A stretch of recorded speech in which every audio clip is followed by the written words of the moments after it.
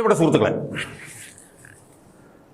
ഞാൻ ഈ വീഡിയോ ചെയ്യുന്ന നിമിഷം വരെ CPM-ന്റെ ദീർഘകാലത്തെ പ്രമുഖനായ ഗുണ്ടകളിൽ ഒരാളും ഈ സ്വർണം പൊട്ടിക്കൽ കേസിലെ പ്രതിയുമായിട്ടുള്ള അർജുൻ ആയങ്കി പോലീസിനെ ഇട്ടിങ്ങനെ വട്ടം ചുറ്റിച്ചു കൊണ്ടിരിക്കുകയാണ്. 3-4 ദിവസങ്ങളായി അർജുൻ ആയങ്കി ഫേസ്ബുക്കിലൂടെയും അല്ലാതെയും ഒക്കെ തന്നെ ആഭ്യന്തരമന്ത്രി രമേശ് ചെന്നിത്തല വരെ വെല്ലുവിളിച്ചുകൊണ്ടിരിക്കുകയാണ്. താഴെത്തട്ടിലെ പോലീസുകാരുടെ കാര്യം ഞാൻ പറയുന്നില്ല. ഞാനിപ്പോൾ ഈ വീഡിയോ ചെയ്യുന്ന നിമിഷത്ത് നമുക്ക് കിട്ടുന്ന വിവരം എന്ന് പറഞ്ഞാൽ അയാൾ പാലിയേക്കര ടോളിൽ കൂടി പോകുന്നു, അയാൾ എടപ്പാളിൽ എവിടെയോ ചായ കുടിക്കുന്നു, അയാൾ തൃശ്ശൂർ തേക്കുംകാട് മൈതാനത്തുണ്ടാകും എന്ന് പറയുന്നു. അങ്ങനെയൊക്കെയുള്ള വിവരങ്ങളുണ്ട്. അയാളുടെ 9 കൂട്ടാളികളെ തിരുവനന്തപുരത്ത് നിന്ന് കണ്ണൂർ പോലീസ് അറസ്റ്റ് ചെയ്യുന്നു. അയാളുടെ സഹോദരനെയും വേറൊരു കൂട്ടാളിയെയും കൂടെ തൃശ്ശൂർ പോലീസ് അറസ്റ്റ് ചെയ്യുന്നു. എന്തായാലും പോലീസിനെ ഇട്ട് വട്ടം കറക്കിക്കൊണ്ടിരിക്കുകയാണ് അർജുൻ ആയങ്കി എന്ന് പറയുന്ന ഈ CPM ഗുണ്ട. സുഹൃത്തുക്കളെ, ഈ CPM ഗുണ്ട എന്ന് പറയുമ്പോൾ അയാൾ സ്പെഷ്യലൈസ് ചെയ്തിരിക്കുന്ന മേഖല എന്താ? ഇപ്പോൾ CPM-ന് പലതരത്തിലുള്ള ഗുണ്ടകളുണ്ട്. കൊലപാതകം നടത്തുന്ന ഗുണ്ടകളുണ്ട്. ഇപ്പോൾ കൊടിസുനി മുതലായിട്ടുള്ള ആളുകൾ അവരുടെ കൊലയാളി സംഘത്തിൽപ്പെട്ടിട്ടുള്ളതാണ്.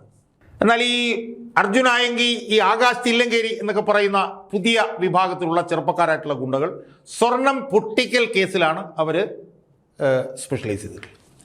സ്വർണം പൊട്ടിക്കൽ എന്ന് പറഞ്ഞു കഴിഞ്ഞാൽ നമുക്കറിയാം, സ്വർണ്ണ കള്ളക്കടത്ത് ഈ വിമാനത്താവളങ്ങളിലൊക്കെ കൂടിയാണ് നടക്കുന്നത്. ആ സ്വർണം കള്ളക്കടത്ത്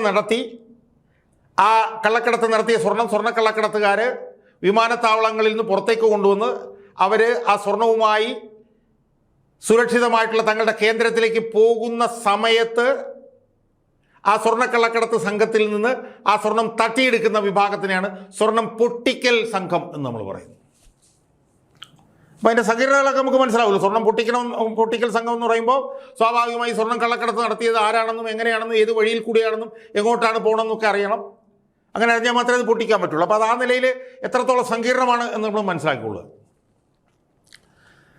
സുഹൃത്തുക്കളെ, അങ്ങനെ സ്വർണം പൊട്ടിക്കൽ സംഘത്തിൽ നിർണായകമായിട്ടുള്ള ഒരു സ്ഥാനത്തേക്ക്, ഒരു നേതൃസ്ഥാനത്തേക്ക് ആകാശ് തില്ലങ്കരിക്ക് ശേഷം കണ്ണൂരിൽ നിന്ന് ഉയർന്നു വന്ന ഒരു നേതാവാണ് ഈ അർജുൻ ആയങ്കി. അതിനു മുമ്പ് ആ സ്ഥാനത്തേക്ക് വന്ന പ്രധാനപ്പെട്ട നേതാവ് ആകാശ് തില്ലങ്കരിയാണ്. അവരൊക്കെ ഈ CPM-ന്റെ ഭരണകാലത്താണ് ഇങ്ങനെ വളർന്ന് വലുതായി വന്നത്. അവർ ചെറിയ ആളുകളെന്നല്ല, അവർക്ക് സാമൂഹ്യ മാധ്യമങ്ങളിലൊക്കെ വലിയ പിന്തുണയാണ്. ലക്ഷക്കണക്കിന് ആളുകളുടെ പിന്തുണയാണ് ഈ ആകാശ് തില്ലങ്കരിക്കും അർജുൻ ആയങ്കിക്കും ഒക്കെ സാമൂഹ്യ മാധ്യമങ്ങളിലുള്ളത്. അത് നമ്മൾ പലപ്പോഴും കണ്ടിട്ടുള്ളതാണ്. ഈ സിനിമാ താരങ്ങളെ ആരാധിക്കുന്നതിനേക്കാൾ ലക്ഷക്കണക്കിന് ആളുകൾ ഇവരെ ആരാധിക്കുന്നു. അവരെ കഴിഞ്ഞ 10 വർഷക്കാലം അവർ ആർമാദിക്കുകയായിരുന്നു, ആഘോഷിക്കുകയായിരുന്നു. 2 കോടീശ്വരന്മാരാണ് എന്നാണ് നമ്മളിപ്പോൾ പറയുന്നത്. അവരെയൊന്നും പോലീസ് തൊട്ടിട്ടുള്ളതായിട്ട് നമുക്കറിയില്ല. കുറച്ച് നേരമൊക്കെ അവിടെ ഇവിടെയൊക്കെ ജയിലിൽ കിടക്കുമെങ്കിലും പുറത്തു പോയി അവരവരുടെ പണിയായിട്ട് തുടരും.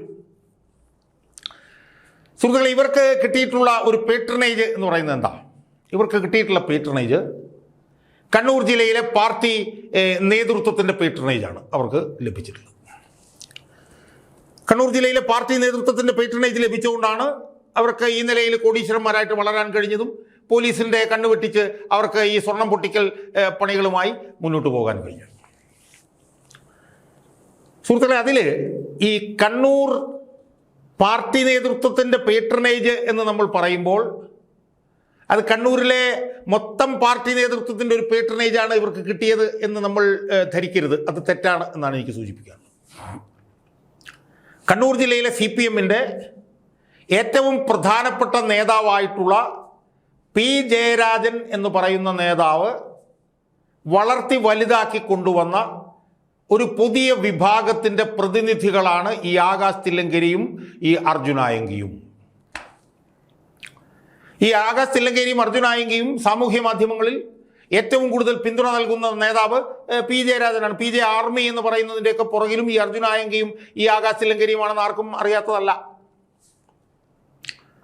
സുഹൃത്തുക്കളെ, നമ്മൾ കാണേണ്ടത് ഈ കണ്ണൂർ ജില്ലയിലെ പാർട്ടി ഏത് തരത്തിലാണ് വളർന്നു വരുന്നത് എന്നുള്ളതിൻ്റെ പ്രതിഫലനമാണ് ഈ ആകാശ് തില്ലങ്കരിയും അർജുൻ ആയങ്കിയും എന്ന് നമ്മൾ മനസ്സിലാക്കണം.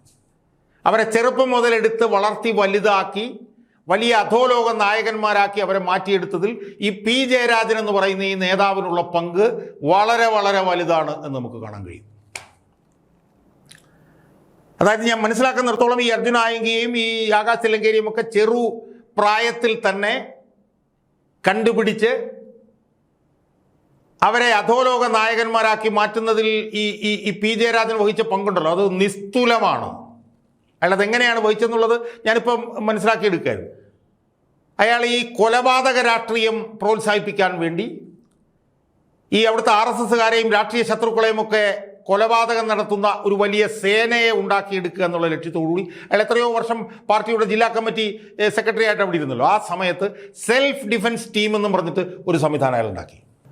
ആ ടീമിൻ്റെ പ്രധാനപ്പെട്ട ലക്ഷ്യം എന്ന് പറഞ്ഞു കഴിഞ്ഞാൽ ഈ കൊലപാതകം നടത്താൻ വേണ്ടിയിട്ടുള്ള ഒരു ടീമിനെ ഉണ്ടാക്കുക എന്നുള്ളതായിരുന്നു. ഇയാൾ ഒരു രക്തദാഹിയായിട്ടുള്ള ഒരു കമ്മ്യൂണിസ്റ്റ് നേതാവ് എന്നുള്ളതാണ് അവിടുത്തെ അണികൾ തന്നെ വിലയിരുത്തുന്നത്. അങ്ങനെ ഉണ്ടാക്കിയ ടീമിലേക്ക് കണ്ണൂരിൽ നിന്ന് അയാൾ റിക്രൂട്ട് ചെയ്ത പ്രധാനപ്പെട്ട 2 പേരാണ്, ഒന്ന് ആകാശ് തില്ലങ്കരിയും ഒന്ന് അർജുൻ ആയങ്കിയും. അവരൊരു 15-16 വയസ്സിൽ തന്നെ അവരെ കൊണ്ടിരുന്നു. അവർക്ക് ഞാൻ മനസ്സിലാക്കിയിടത്തോളം കണ്ണൂർ കല്യാശ്ശേരി എന്ന് പറഞ്ഞ ഒരു സ്ഥലത്ത്, ഒരു തുറന്ന സ്ഥലത്ത് വെച്ച് അവർക്ക് കൊലപാതകം നടത്താൻ വേണ്ടിയിട്ടുള്ള പരിശീലനം കൊടുക്കുന്നു. അതെങ്ങനെയാണെന്നൊക്കെ ഞാൻ മനസ്സിലാക്കിയിട്ടുണ്ട്. പക്ഷേ അത് ഞാൻ എൻ്റെ പ്രേക്ഷകരുടെ അടുത്ത് പറയുന്നില്ല, കാരണം വെച്ചാൽ അത് വളരെ ഭീകരവും ഭീഭത്സവുമാണ്. അതുകൊണ്ട് ഞാൻ അതിനകത്തേക്ക് പറഞ്ഞില്ല. പക്ഷേ ഇവരെയൊക്കെ കൊണ്ടുവന്ന് കൊലപാതകം നടത്താൻ വേണ്ടിയിട്ട് അവർക്ക് പ്രത്യേക പരിശീലനം നൽകി റിക്രൂട്ട് ചെയ്ത് ഒരു സെൽഫ് ഡിഫൻസ് ടീമായി അവരെ മാറ്റുന്നു. അങ്ങനെ മാറ്റിയെടുക്കുന്നതിൽ നിർണായകമായിട്ടുള്ള നേതൃത്വപരമായിട്ടുള്ള പങ്ക് വഹിച്ച ആളാണ് പി ജയരാജൻ. അയാളന്ന് പാർട്ടി ജില്ലാ സെക്രട്ടറി ആയിരുന്നപ്പോഴത്തേക്കാണ് ഈ പണി ചെയ്തത്.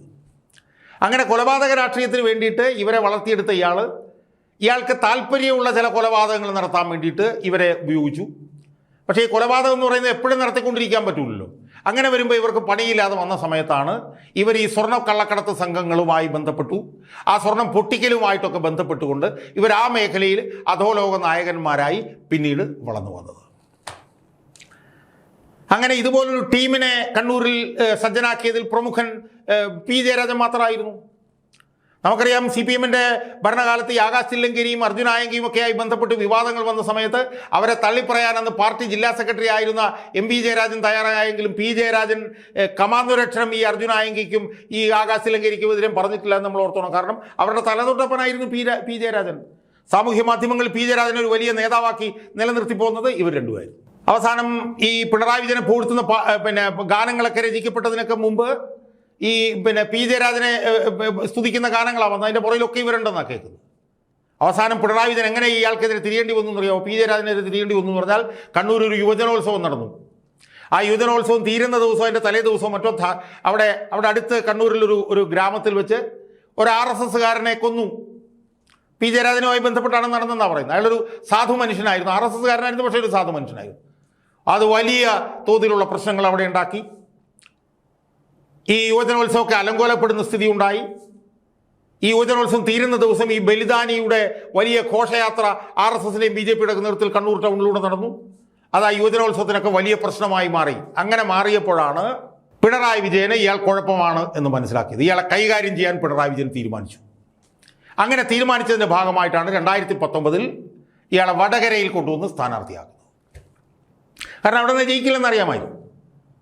അതിനു മുമ്പുള്ള 8 വർഷക്കാലം ഇയാൾ അവിടെ ജില്ലാ സെക്രട്ടറി ആയിരുന്നപ്പോഴത്തേക്കാണ് ഈ പറഞ്ഞ പോലത്തെ ഈ അധോലോക സംഘത്തിനെല്ലാം ഈ അർജുൻ ആയങ്കിമാരെയും ഈ ആകാശ് തില്ലങ്കരിമാരെയും ഒക്കെ ഉണ്ടാക്കിയെടുത്തത്. അപ്പോൾ അയാളെ അവിടുന്ന് പായിക്കാൻ പിണറായി വിജയൻ തീരുമാനിച്ചു. അങ്ങനെ വടകരയിൽ കൊണ്ടു നിർത്തി മത്സരിപ്പിച്ചു. തോറ്റു കഴിഞ്ഞപ്പോൾ പാർട്ടി ജില്ലാ സെക്രട്ടറി സ്ഥാനം കൊടുത്തില്ല, അയാളെ മാറ്റി അങ്ങ് നിർത്തി. അങ്ങനെയാണ് പിണറായി വിജയൻ ഈ പി ജയരാജനെ അവിടെ കൈകാര്യം ചെയ്തത്.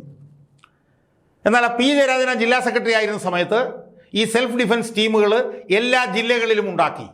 അങ്ങനെ എല്ലാ ജില്ലകളിലും ഈ അർജുൻ ആയങ്കിമാർക്കും ഈ ആകാശ് തില്ലങ്കരിമാർക്കും ഒപ്പം നിൽക്കുന്നവരല്ലെങ്കിലും ഗുണ്ടകളുടെ ഒരു നെറ്റ്വർക്ക് എല്ലാ ജില്ലയിലും ഈ സെൽഫ് ഡിഫൻസ് ടീമിൻ്റെ ഭാഗമായി ഉണ്ടായി. അങ്ങനെ ഉണ്ടായതുമായി ബന്ധപ്പെട്ടുണ്ടായ ബന്ധമാണ് ഇപ്പോൾ ഈ അർജുൻ ആയങ്കി ഇപ്പോൾ ഉപയോഗിച്ചുകൊണ്ടിരിക്കുന്നത്. ഈ അർജുൻ ആയങ്കി പിടിക്കുന്നത് വലിയ ബുദ്ധിമുട്ടായിരിക്കും. കാരണം അയാൾക്ക് എല്ലാ ജില്ലകളിലും ഈ ഗുണ്ടകളുടെ ഒരു നെറ്റ്വർക്കുണ്ട്. ഈ പി ജയരാജൻ്റെ നേതൃത്വത്തിൽ ഉണ്ടാക്കിയ ഗുണ്ടകളുടെ നെറ്റ്വർക്കുണ്ട്. ആ നെറ്റ്വർക്കുമായി ബന്ധപ്പെട്ടുകൊണ്ടാണ് ഇയാൾ ഈ പോലീസിനെ എൻ്റെ കൺമുന്നിൽ നിന്ന് ഇയാൾ രക്ഷപ്പെട്ട് പോകുന്നത്. എന്ന് മാത്രമല്ല, പോലീസ് സേനയിൽ കഴിഞ്ഞ 10 വർഷമായി പിണറായി വിജയൻ്റെ കാലത്തുണ്ടാക്കിയിട്ടുള്ള ഒരു സ്വാധീനത്തിൻ്റെ ഭാഗമായി ഈ അർജുൻ ആയങ്കിയുമായി ബന്ധപ്പെട്ടുകൊണ്ട് എന്തു വിവരമുണ്ടെങ്കിലും അത് പോലീസിലൂടെ ചോർന്ന് അർജുൻ ആയങ്കിയുടെ കയ്യിൽ എത്തിച്ചേരും നിമിഷങ്ങൾക്കുള്ളിൽ എന്നാണ് നമുക്കിപ്പോൾ മനസ്സിലാക്കാൻ കഴിയുന്നത്. കാരണം 10 വർഷം പിണറായി വിജയൻ്റെ പിന്നെ ചവിട്ടടിയിലായിരുന്നു കേരളത്തിലെ പോലീസ്. ആ പോലീസിലെ CPM-ന്റെ ബന്ധം ആഴത്തിലുള്ളതാണ്. ആ ബന്ധം കൃത്യമായി അർജുൻ ആയങ്കിക്ക് എത്തുന്നതുകൊണ്ടാണ് അർജുൻ ആയങ്കിക്ക് കൃത്യമായി പോലീസിനെ വെല്ലുവിളിച്ച് പോകാൻ കഴിയുന്നത് എന്ന് നമ്മൾ മനസ്സിലാക്കണം. ഒന്നാമത്തെ കാര്യം. രണ്ടാമത്തെ പ്രധാനപ്പെട്ട കാര്യം എന്താ? അർജുൻ ആയങ്കി അറസ്റ്റിലായാൽ CPM-ന്റെ പല സമുന്നത നേതാക്കന്മാർക്കും പ്രശ്നം വരും. പ്രത്യേകിച്ച് P. ജയരാജന് പ്രശ്നം വരും. P. ജയരാജന് ഇതുമായി ബന്ധപ്പെട്ടുള്ള ബന്ധങ്ങളൊക്കെ അർജുൻ ആയങ്കിയിലൂടെ പുറത്തു വരും. മറ്റേത് CPM നേതാക്കന്മാർക്കാണ് ഈ സ്വർണ്ണക്കള്ളക്കടത്ത് സംഘങ്ങൾ, സ്വർണം പൊട്ടിക്കൽ സംഘങ്ങളൊക്കെ ആയി ബന്ധമുള്ളത് എന്നുള്ള വിവരങ്ങൾ പുറത്തു വരും. അപ്പോൾ അതുകൊണ്ട് അർജുൻ ആയങ്കി എന്ന് പറഞ്ഞിട്ടുള്ള ഈ സ്വർണം പൊട്ടിക്കൽ തലവനെ കണ്ടുപിടിക്കൽ രമേശ് ചെന്നിത്തലയുടെ പോലീസിന് അത്ര എളുപ്പമായിരിക്കില്ല എന്നാണ് എനിക്ക് ഈ അവസരത്തിൽ സൂചിപ്പിക്കാനുള്ളത്. ഇനി ആരാണ് ഈ അർജുൻ ആയങ്കി എന്നും അയാളെ പ്രോത്സാഹിപ്പിച്ചത് ആരാണെന്നുമൊക്കെ മനു തോമസ് എന്ന് പറഞ്ഞിട്ടുള്ളൊരു നേതാവുണ്ട് കണ്ണൂരിൽ. എത്രയോ കാലം ജില്ലാ കമ്മിറ്റി അംഗമായിരുന്നു, കണ്ണൂർ ജില്ലാ കമ്മിറ്റി അംഗമായിരുന്നു, DYFIയുടെ ജില്ലാ പ്രസിഡന്റായിരുന്നു, തദ്ദേശ സ്വയംഭരണ സ്ഥാപനങ്ങളിലെ പ്രതിനിധിയായിരുന്നു, ഏതോ ഒരു ബ്ലോക്ക് പഞ്ചായത്തിൻ്റെ ദീർഘകാലം അതിൻ്റെ പ്രസിഡന്റായിരുന്ന ആളുമായിട്ടുള്ള മനു തോമസ് ഏതാനും മണിക്കൂറുകൾക്ക് മുമ്പിട്ട ഒരു പോസ്റ്റ് ഉണ്ട്. ആ പോസ്റ്റ് കൂടെ വായിച്ചു കഴിയുമ്പോൾ ആരൊക്കെയാണ് ഇവരുടെ ഈ അധോലോക സംഘങ്ങളുടെ പുറകിലെന്നും ഈ അധോലോക സംഘങ്ങളെ ആരാണ് ഊട്ടി വളർത്തിയെന്നൊക്കെ കൃത്യമായി നമുക്ക് മനസ്സിലാവും. അതുകൊണ്ട് ഈ വീഡിയോ അവസാനിപ്പിക്കുന്നതിന് മുമ്പ് ഞാൻ ആ പോസ്റ്റിലേക്കൊന്ന് പോകാം. CPM-നെ ജനങ്ങളിൽ നിന്ന് അകറ്റുന്നതിൽ നിർണായക പങ്ക് വഹിച്ചവരാണ് കുറേ അതിതീവ്ര സൈബർ വിപ്ലവകാരികൾ. എല്ലാവരുമല്ല, ഇവരാണ് ആരാധക വൃന്ദങ്ങളായി പരസ്പര സഹായികളാവുന്നത്. ഇവരിലൊരു നേതാവിന് ഡാമേജ് പറ്റുമ്പോൾ മറ്റേ കൂട്ടത്തോടെ ചാടി വീഴുകയായി അങ്ങനെ പരസ്പര സഹായ സംഘങ്ങളായി വാഴുകയാണ്. ഇത്തരം വെല്ലുവിളി കോപ്രായത്തങ്ങൾ ഭാവിയിലെ ഉയർന്ന മാർക്കറ്റിങ്ങിനാണ് ഉപയോഗപ്പെടുത്തുക എന്നിവർക്കറിയാം. ഞാൻ പ്രവർത്തിച്ച പാർട്ടി വേറെയാണെന്ന് ഒരു സ്വർണം പൊട്ടിക്കൽ നടത്തുന്ന ക്രിമിനൽ വെല്ലുവിളി പോലെ പറയുമ്പോൾ ആ പാർട്ടി ഏതാണ് ആ പാർട്ടി എന്ത് ഉത്തരം പറയും? ആ കാര്യത്തിൽ ഒന്ന് വ്യക്തമാണ്. ഇത്തരം വ്യക്തികളെ ഇന്നും കാണും വിധം മാറ്റിയെടുത്തതിൽ പ്രധാന ഉത്തരവാദി മുൻ കണ്ണൂർ ജില്ലാ സെക്രട്ടറി ആയിരുന്ന CPM-ന്റെ ഒരു നേതാവാണ്. അതായത് ഇത്തരം വ്യക്തികളെ ഇന്ന് കാണും വിധം മാറ്റിയെടുത്തതിൽ പ്രധാന ഉത്തരവാദി മുൻ കണ്ണൂർ ജില്ലാ സെക്രട്ടറി ആയിരുന്ന CPM-ന്റെ ഒരു നേതാവാണ്. P. ജയരാജനാണെന്നുള്ള ഉറപ്പാണല്ലോ. അദ്ദേഹത്തിൻ്റെ സ്വാർത്ഥ ലാഭത്തിനു വേണ്ടി പാർട്ടിയിൽ ആഭിമുഖ്യമുള്ളവരും വിപ്ലവ വചനങ്ങൾ പോസ്റ്റ് ചെയ്ത് സോഷ്യൽ മീഡിയയിൽ ആദ്യകാലത്ത് ഹിറ്റായവരുമായ ചിലരെ അദ്ദേഹം കൂട്ടി എല്ലാത്തിൻ്റെയും ഏക ന്യായീകരണം പ്രതിരോധം എന്നത് മാത്രമായിരുന്നു. ഈ ജില്ലാ സെക്രട്ടറിയുടെ കാലത്ത് ഇവരുടെ താവളം CPM ജില്ലാ കമ്മിറ്റി ഓഫീസായിരുന്നു. ഈ ജില്ലാ സെക്രട്ടറിയുടെ ഭരണകാലത്ത് ഇവരുടെ താവളം CPM ജില്ലാ കമ്മിറ്റി ഓഫീസായിരുന്നു. സാധാരണ CPM ജില്ലാ കമ്മിറ്റി ആസ്ഥാനത്ത് ഓഫീസ് ചുമതലക്കാരല്ലാതെ പ്രത്യേക ചുമതലയില്ലാത്ത ആരെയും താമസിപ്പിക്കാറില്ല. എന്നാൽ ഈ ടീംസിനെ ജില്ലാ ആസ്ഥാനത്ത് താമസിപ്പിച്ച് അവർക്ക് എസ്കോർട്ട് വിടുക, മറ്റ് ഇവരുടെ സ്വകാര്യ ആവശ്യങ്ങൾ നിറവേറ്റുക എന്നൊക്കെയായിരുന്നു പണി. ഈ കാലത്ത് ഈ നേതാവിനെ ശാസിക്കാനോ തിരുത്താനോ ആരും പാർട്ടിയിൽ ഉണ്ടായില്ല.